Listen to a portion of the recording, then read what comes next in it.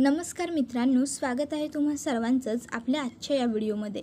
आपल्या या व्हिडिओमध्ये आपण जाणून घेणार आहोत लग्नानंतर होईलच प्रेम या मालिकेच्या आजच्या भागाचे लेटेस्ट त्याचबरोबर इंटरेस्टिंग अपडेट. त्यामुळे पटापट व्हिडिओला लाईक करा, तसेच चॅनलला सबस्क्राईब करून बेल आयकॉन आठवणीने प्रेस करा, जेणेकरून तुम्हाला पुढच्या प्रत्येक व्हिडिओचं नोटिफिकेशन मिळत जाईल आणि सर्व व्हिडिओंचा आनंद हा अगदी उत्तम पद्धतीने घेता येईल. चला तर मग मित्रांनो, अजिबात वेळ वाया न घालवता सुरुवात करूया आपल्या आजच्या या व्हिडिओला. तर आता आपण इथे असं पाहतो की काव्याने अभ्यासाला सुरुवात केलेली असते. तर काव्याला अभ्यास करू द्यायचा नसतो, म्हणून रम्याने पार्थ तिच्यासाठी जी कॉफी बनवत असतो त्यामध्ये जायफळ घालायला घेतलेलं असतं. पण आता रम्याला प्रश्न पडतो की नक्की पार्थचा कप कोणता आणि काव्याचा कप कोणता. मग ती विचार करते, अरे हां, पार्थ तर सिनेमन कॉफी घेतो ना. मग ती कॉफीचा वास घेऊन बघते आणि मग सिनेमन कॉफीच्या कपात जायफळ न घालता ती दुसऱ्या कपामध्ये जायफळ घालते आणि म्हणते, बघते जाता ही कशी रात्रभर अभ्यास करते ते. तर दुसरीकडे आता इथे जीवा हा शांतपणे झोपून गेलेला असतो. तर दुसरीकडे नंदिनी ही मात्र बिचारी तिथेच रडत बसलेली असते आणि रडून रडून तिचे डोळे पार लाल होत आलेले असतात. अर्थात आता जीवा तिला जे काही बोललेलं असतो ते तिच्या जिवारी लागलेलं असतं आणि त्यामुळे तिला त्या गोष्टी सतत आठवत असतात. हात नको लावूस त्याला, अगं शेवटची आठवण होती ती आमची, तीही खराब केलीस तू, तोडून टाकलीस. त्यानंतर वटपौर्णिमेच्या दिवशी बायका बोललेल्या असतात, आपण नवऱ्यासाठी एवढं व्रत करायचं, उपाशी राहायचं आणि नवऱ्याचं काय, त्यांच्या मात्र मनात कोणीतरी वेगळंच असतं. तर दुसरीकडे नंदिनीला आठवतं की तिला पार्थने सुद्धा सांगितलं होतं की याच गवतावर कितीतरी तासनतास वेळ उभा राहून जीवा गप्पा मारायचा कोणाशी तरी. त्याबरोबर नंदिनी म्हणाली होती कोणीतरी फ्रेंडच असेल, बरोबर ना. त्यावर लगेचच काव्य म्हणाली होती कदाचित गर्लफ्रेंडही असू शकते. आता हे सगळं आठवून नंदिनीला आणखीन जास्त त्रास व्हायला लागतो, वाईट वाटायला लागतं. नंदिनी ढाय मोकळून रडते आणि तो जो एक शेवटचा काव्यातला केचा तुकडा पडलेला असतो तो उचलते आणि नेऊन तिथे लॅम्प शेजारी टेबलावरती ठेवते आणि मनातल्या मनात म्हणायला लागते की जीवा जे काही रिॲक्ट झाले त्याच्यावरून हे तर क्लिअर होतं आहे की जीवांचं त्या मुलीवरती एकतर्फी प्रेम नक्कीच नव्हतं. त्या दोघांचंही एकमेकांवर प्रेम होतं आणि जर तसं असेल तर जीवा कधीच मूव ऑन होऊ शकणार नाही आणि माझ्याबरोबर खुशही राहू शकणार नाही. त्यामुळे आता मला काय तो निर्णय घेतला पाहिजे असा विचार ती करते आणि तिच्या हातातला जो तो तुकडा असतो तो तिथेच ठेवते आणि तिकडनं खोलीच्या बाहेर निघून जाते. मित्रांनो, आता काय घेणार नंदिनी निर्णय, तुम्हाला काय वाटतं पुढे व्हिडिओमध्ये बघूया. तर दुसरीकडे काव्या ही आता बेडरूममधून उठून डायनिंग टेबलवरती अभ्यास करायला आलेली असते. तिच्या मागोमाग पार्थसुद्धा तिथे येतो आणि म्हणत असतो, वा वा, शाब्बास, अभ्यास करताना ही अशी जागा बदलत राहिलं ना की अभ्यास छान होतो, बरं झालं तुम्ही जागा बदलली ते. त्याबरोबर काव्या म्हणते, पार्थ तुम्हाला काही प्रॉब्लेम आहे का या गोष्टीचा देखील. पार्थ म्हणतो की नाही, मला काय प्रॉब्लेम असणार, मला काही प्रॉब्लेम नाही आहे. त्याबरोबर लगेचच पुढे पार्थ काव्याला म्हणतो, बाय द वे काव्या, माझ्याकडे तुमच्यासाठी एक सरप्राईज आहे. आता सरप्राईज असं पार्थने म्हटल्याबरोबर काव्या विचारते, काय सरप्राईज आहे. त्याबरोबर पार्थ म्हणतो, अहो जर सरप्राईज सांगितलं तर मग ते सरप्राईज कसं राहील. काव्याला लगेचच पार्थ म्हणतो की थांबा तुम्ही, मी घेऊन येतो. आता पार्थ हा कॉफी आणण्यासाठी तिकडनं निघून जातो. पार्थने काव्यासाठी कॉफी बनवलेली असते आणि हेच तर सरप्राईज असतं. तर इकडे काव्य म्हणत असते की बापरे, यांचं सरप्राईज म्हणजे माझ्यासाठी टेन्शनचीच गोष्ट असणार आहे. तर दुसरीकडे आता रम्या ही तिथे किचनमध्येच लपलेली असते. आता तिला दिसतं की पार्थ किचनच्या दिशेने चालत येतोय आणि आपण जायफळाचा जो डबा होता तो तिथेच ठेवला. काव्या पटकन जाते, जायफळाचा डबा उचलते आणि लपते. पार्थ तिकडे येतो आणि त्या कॉफीमध्ये छानपैकी दूध वगैरे घालतो आणि म्हणत असतो, काव्या, एकदा पार्थच्या हातची कॉफी पिऊन तर बघा. तर तोपर्यंत आता रम्या ही तिकडनं लगेचच पळ काढते. रम्याने जे काही केलेलं असतं त्यातलं कोणालाच काहीच कळालेलं नसतं. त्यानंतर आता इथे पार्थ हा कॉफी घेऊन आल्यावर काव्या म्हणते, मी मागितली होती का तुमच्याकडे कॉफी. पार्थ म्हणतो की अभ्यास करताना कॉफी प्यायली की मूड फ्रेश राहतो, अभ्यास चांगला होतो, घ्या आता एवढी आणली आहे मी तर.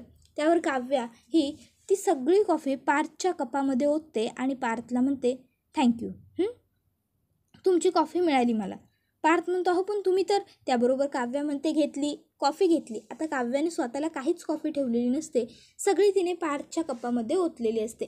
आता पार्थ म्हणतो, बरं मग बाय द वे मी इथे बसू का? तेवढाच जरा तुम्हालाही रिलॅक्स वाटेल, जरा कंपनी मिळाल्यासारखं होईल म्हणून म्हणतोय. त्याबरोबर काव्या म्हणत असते, पार्थ कशाला माझ्या कंपनीचा विचार करताय तुम्ही? तुम्ही जा ना, तुम्हाला ऑफिसला नाही जायचं आहे का उद्या सकाळी? जा ना, झोपा जाऊन तुम्हाला उद्या ऑफिसला जायचं आहे ना. आता पार्थच्या लक्षात येतं की हो, काव्या जे बोलते ते बरोबर आहे. उद्या आपल्याला ऑफिसला जायचं आहे. आपण जर काव्यासारखं आज जागरण केलं तर उद्या मात्र आपला प्रॉब्लेम होऊ शकतो. पार्थ म्हणतो, बरं ठीक आहे, मग मी जाऊन झोपून घेतो, तुम्ही तुमचा अभ्यास निवांत करत बसा. आणि मग आता पार्थ हा झोपण्यासाठी तिकडनं निघून जातो. आता पार्थ जसाच जातो, रम्या ही बघते की आता ही काव्या कॉफी पिणार आणि हिला झोप येणार.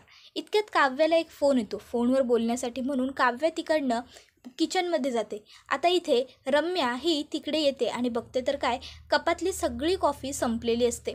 रम्याला वाटतं येस, आता काव्यच ही सगळी कॉफी प्यायलेली आहे आणि एवढं जायफळही तिच्या पोटात गेलेलं आहे. आता तिला झोप येणार आणि ती झोपणार. मग मी उद्या पार्थला दाखवणार की ही काव्या अभ्यास वगैरे काही करत नाही, अभ्यासाच्या नावाने बोंब आहे आणि नुसती झोपून राहते. तर दुसरीकडे आता काव्या ही आता अभ्यास करत बसलेली असते आणि तिला झोप येत असते. ती आता स्वतःच्या बुद्धीला सांगत असते की नाही, मला असं झोपून चालणार नाही, मला आणखी किमान 2 ते 3 तास तरी अभ्यास करायचाच आहे. इतक्यात मग ती कॉफी मग बघते. आता ती विचार करते, शिट, उगाच मी पार्थला कॉफी नको बोलले. पार्थची कॉफी मी प्यायला हवी होती, किमान माझी झोप तरी उडाली असती. बट असो, असं म्हणत ती तो कप बाजूला ठेवते आणि पुन्हा एकदा अभ्यासाला सुरुवात करते. आता अभ्यास करता करता पार्थने तिला जे पुस्तकात ठेवण्यासाठी दिलेलं असतं ते तिच्या हातामध्ये येतं आणि त्याच्यावरचा कोट ती वाचते. फुलपाखरू वेडं मनाच्या नादी लागून इथं तिथं उडतं, पण कधीतरी थांबून स्वतःचं फूल शोधत आणि स्वतःच्या सुगंधात रमतं. आता तिने जे काही वाचलेलं असतं तो कोट तिला आवडतो आणि तिला पार्थचे शब्दही आठवतात की हा जो कोट आहे तो मला माझ्या खूप जवळच्या व्यक्तीने लिहून दिलेला आहे. आणि मग आता काव्या ही ते नाव वाचते की कोट कोणी लिहिला आहे, तर तो कोट जीवाने लिहिलेला असतो. आता जीवाचं नाव ऐकून काव्य थोडी इमोशनल होते आणि म्हणत असते, मी मूव्ह ऑन व्हायचं ठरवते आणि हा जीवा माझा पाठलाग का सोडत नाही आहे, कुठून तरी माझ्यासमोर सारखा का येतोय. आणि मग पुन्हा काव्य ठरवते की नाही काव्या, नाही, तुला आता असं डिस्ट्रॅक्ट व्हायचं नाही आहे. तू एकदा ते नाव मनातून काढून टाकलं आहेस ना, म्हणजे कायमचं टाकलं आहे. आता तुला फक्त अभ्यासावर कॉन्सन्ट्रेट करायचं आहे. अभ्यास कर काव्या, फोकस. आणि मग काव्या पुन्हा अभ्यास करायला लागते. तर इथे आता रम्या खूप खुश होऊन आलेली असते आणि आता ती वसुहत्याला सांगत असते, आई, मी माझी मोहीम फत्ते केली. त्याबरोबर आता वसुहत्या तिला म्हणत असते की शाब्बास रम्या, पण अशी आता हुरळून जाऊ नकोस. यापुढच्या सगळ्याच मोहिमा तुला फत्ते कराव्याच लागणार आहेत.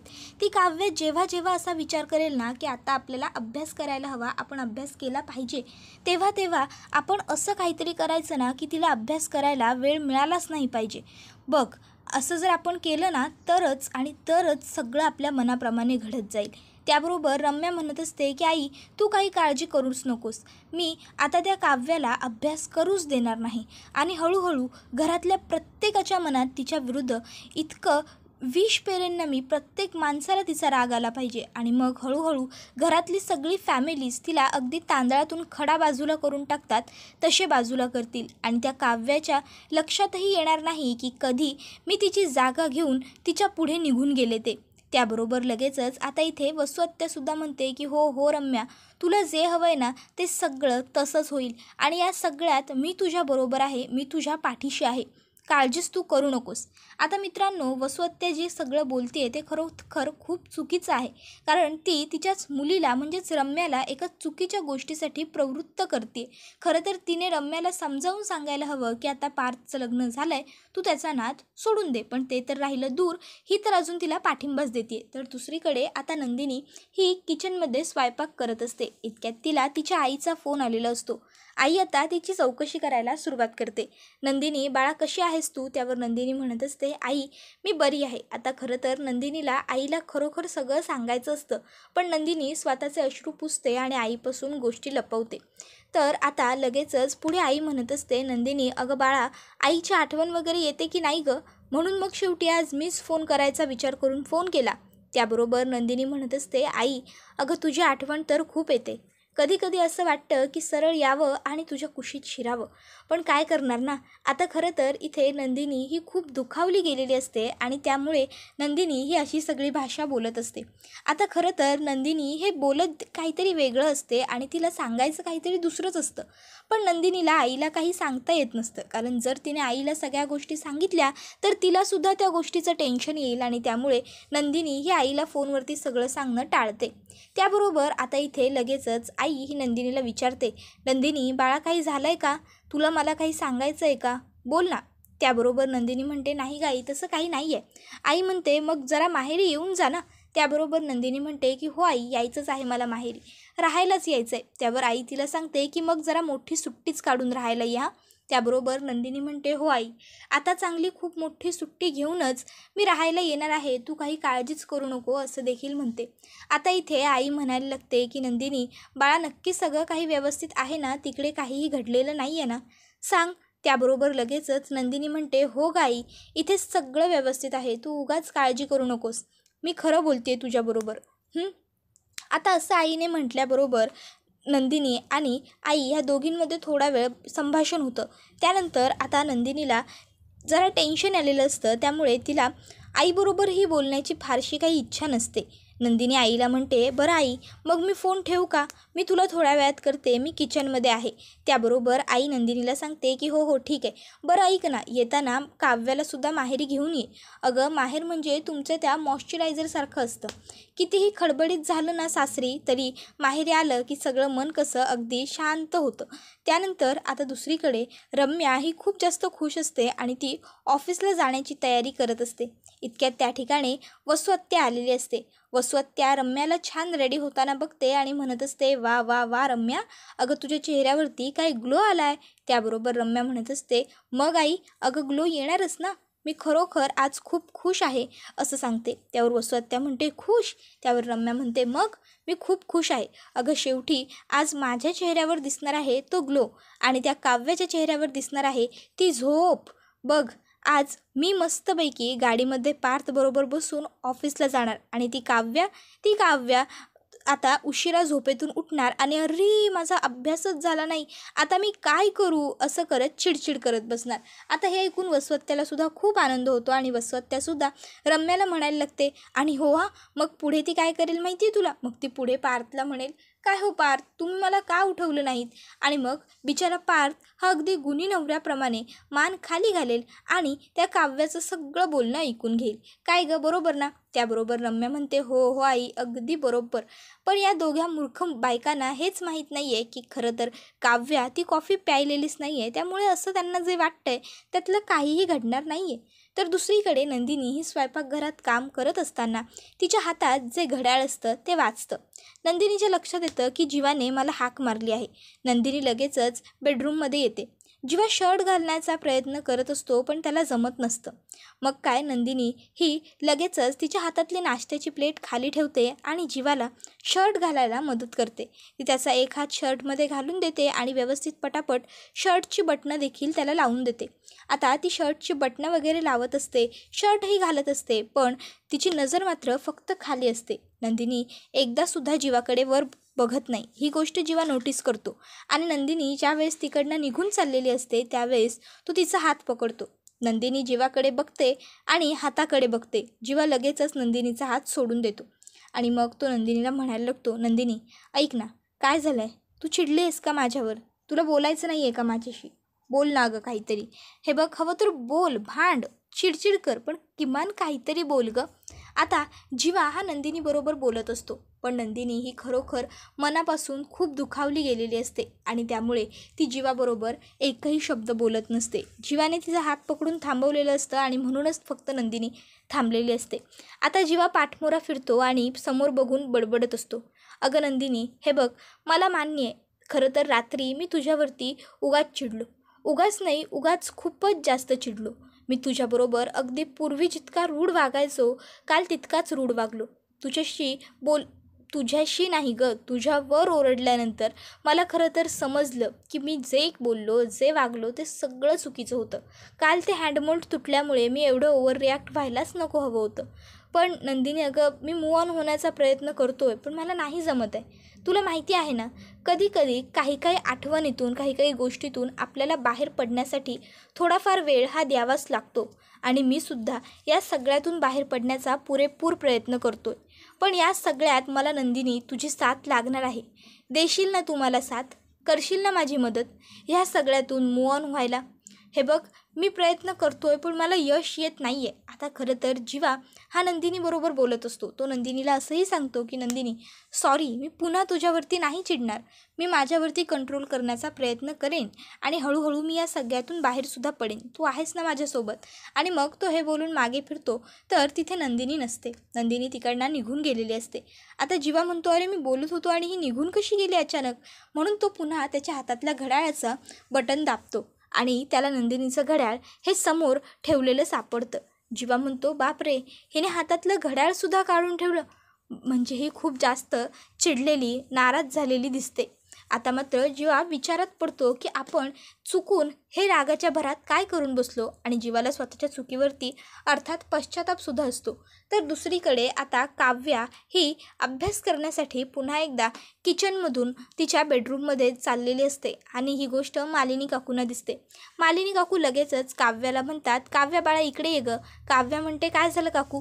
मालिनी काकू तिला सांगतात की ही घे ना एवढी जीवाला कॉफी नेऊन दे. त्याबरोबर काव्या जीवाला कॉफी द्यायला त्याच्या रूममध्ये येते आणि तिला दिसतं की जीवा काव्यामधलं जी हँडमोल्डची काच होती ती सुद्धा आता फुटलेली आहे. तिला वाटतं हे सगळं जीवानेच केलं. तर दुसरीकडे आता मिथुन काका हा आणि जीवा हे दोघंजणं बोलत बसलेले असतात. जीवाला मिथुन काका विचारतो नेमकं तुझ्या मनात तरी काय सुरू आहे? त्यावर मिथुन काका आता जीवाला असं म्हटल्यावर जीवा त्याला सांगतो की माझ्यावरती काव्यापेक्षा कितीतरी पट जास्त प्रेम नंदिनीने केलं आहे दादा.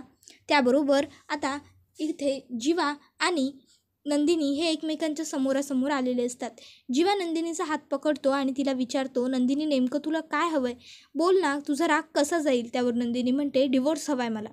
आता डिवोर्स हवा आहे मला हे वाक्य ज्यावेळेस नंदिनी जीवाच्या समोर बोलते जीवाच्या पायाखालची जमीन सरकते. जीवाच्या जीवातला जीव निघून जात आलेला असतो. कारण नंदिनीला डिवोर्स देणं म्हणजे त्याच्या आयुष्यातून पुन्हा एकदा त्याची सपोर्ट सिस्टम, त्याची सोलमेट निघून जाणार असते. कारण काव्याला आता सोडून दिल्याच्यानंतर जीवाच्या आयुष्यामध्ये नंदिनी आलेली असते आणि नंदिनीने जीवाचं आयुष्य हे व्यवस्थित सावरून घेण्याचा प्रयत्न केलेला असतो आणि आता हळूहळू तिने जीवाला काव्यामधून बाहेर पडायला देखील मदत केलेली असते.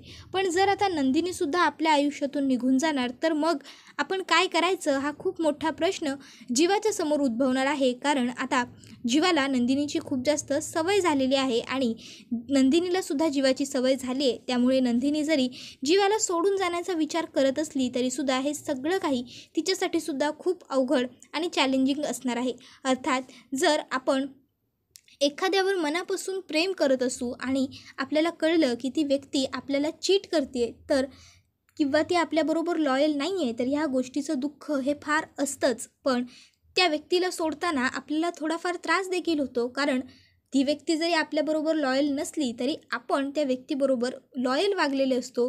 लॉयलिटी असते आपल्या मनामध्ये आणि त्यामुळे बऱ्याचशा वेळेला काही सवयींमुळे, रोजच्या सवयींमुळे आपल्याला त्रास होतो. आता जसं की नंदिनीला आता सकाळी उठल्याबरोबरची सवय आहे की जीवासाठी ब्रेकफास्ट बनवून देणं, जीवाची कॉफी बनवून देणं, जीवाच्या बऱ्याचशा गोष्टी ती मॅनेज करते आणि त्यामुळे आता ती जास्त या सगळ्या गोष्टींमुळे जीवामध्ये इन्वॉल्व्ह होत गेलेली आहे, गुंतत गेलेली आहे. त्यामुळे आता ज्यावेळेस नंदिनीला ब्रेक हवा आहे त्यावेळेस मात्र या सगळ्या गोष्टी नंदिनी रोज आठवत राहील आणि तिला त्यामुळे थोडाफार त्रास होत जाईल. आणि हे सगळं आपण काव्याच्या बाबतीत आत्तापर्यंत होताना पाहत होतो. पण आत्ताच्या नंतर हे सगळं थोडंफार का होईना पण आपण नंदिनीच्या बाबतीत होताना पाहणार आहोत.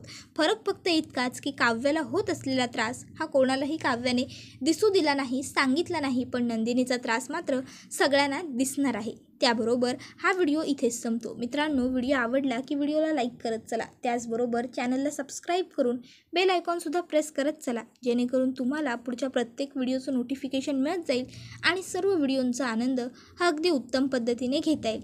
मित्रांनो, आपला हा व्हिडिओ तुमच्या जास्तीत जास्त कुटुंबियांबरोबर तसेच मित्रपरिवारांबरोबर सुद्धा नक्की शेअर करा, जेणेकरून त्यांनासुद्धा आपल्या अशाच उत्तम व्हिडिओंचा आनंद घेता आला पाहिजे. हा व्हिडिओ तर इथेच संपतो. पण पुढचा व्हिडिओ येईपर्यंत टाटा बाय बाय, धन्यवाद, take care all of you.